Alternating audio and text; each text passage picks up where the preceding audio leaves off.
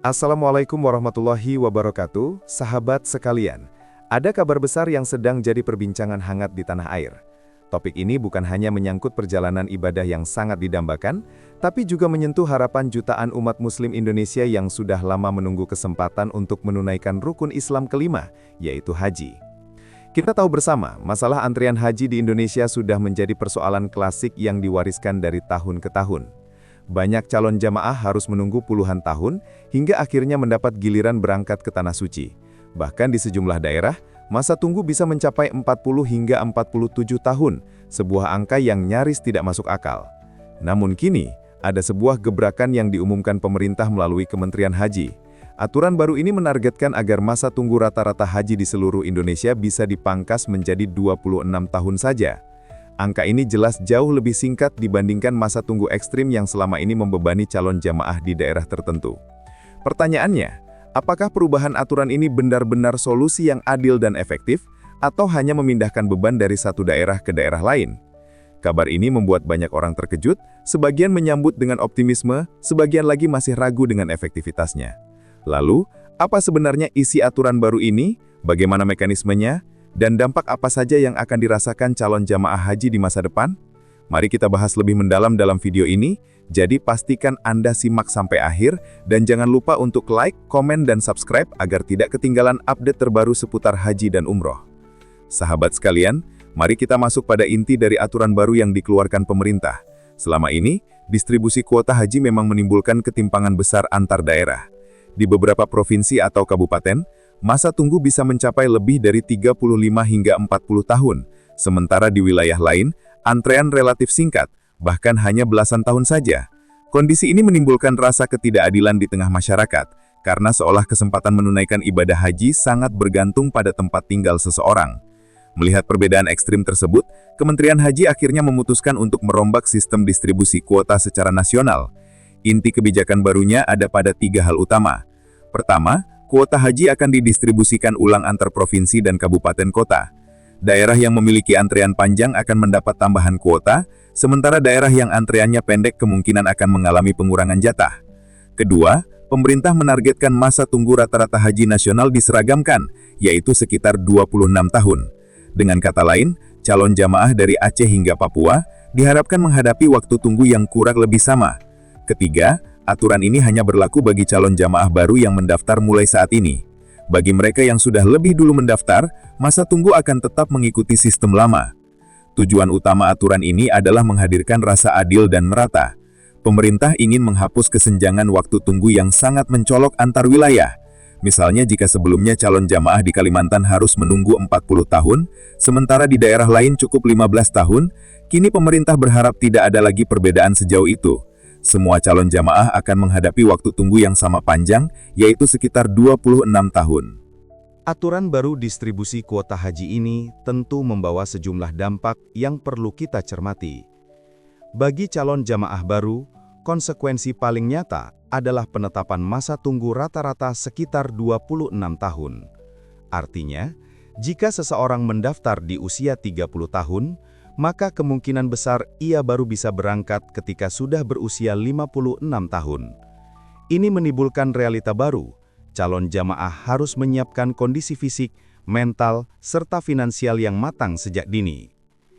Dampak kedua terlihat di daerah dengan antrean ekstrim, misalnya wilayah Kalimantan atau Sulawesi yang selama ini harus menunggu hingga 40 tahun lebih.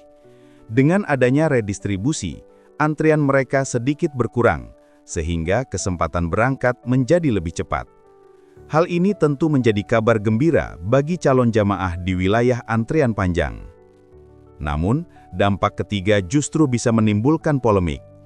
Daerah dengan antrean pendek, misalnya hanya belasan tahun, akan mengalami penyesuaian. Artinya, calon jamaah yang sebelumnya berharap bisa berangkat lebih cepat, kini harus siap menunggu lebih lama. Bagi sebagian masyarakat, hal ini mungkin terasa tidak adil, karena mereka merasa dirugikan akibat aturan baru.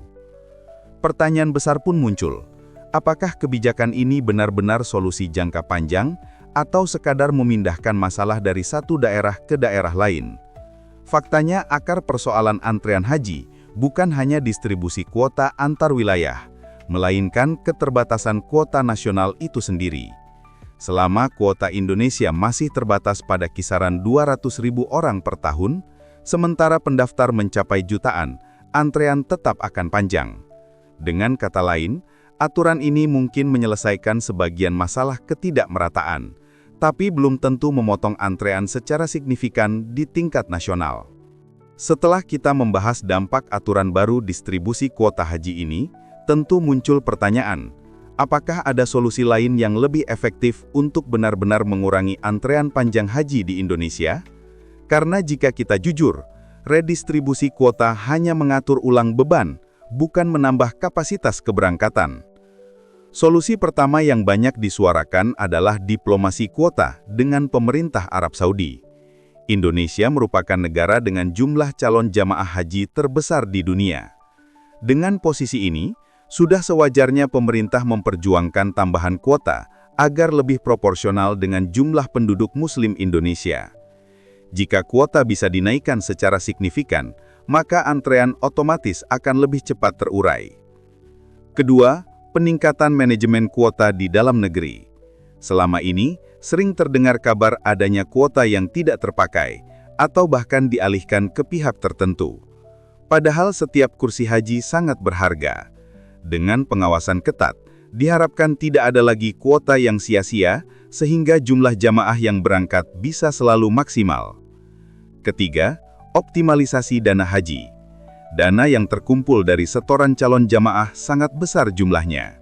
Jika dikelola secara produktif dan transparan, dana ini tidak hanya bisa digunakan untuk meningkatkan kualitas layanan, tetapi juga menjadi alat diplomasi dalam memperjuangkan tambahan kuota di tingkat internasional.